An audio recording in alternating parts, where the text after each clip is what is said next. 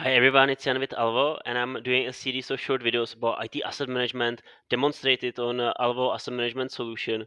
So the most common struggle I see is very basic but difficult to nail down, and it's knowing where everything is and who owns it. So you want to actually have a visual representation of your organization, whether it's locations, sites, departments, building, floor, rooms. In this case, for instance, we see that within IT department, there's AO5 office with some printer, some projector.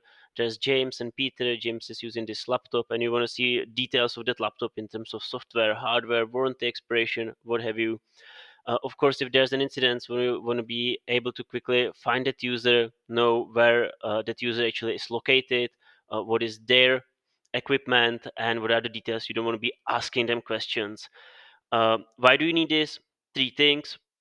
For operational stuff such as helping solving incidents, there's also a lot of pressure from finance. Show me where are these three devices that you bought last quarter, and there are many audits and certifications coming. So these are the most common reasons. If you like this video, have any question, don't hesitate to contact me. I'll be happy to help.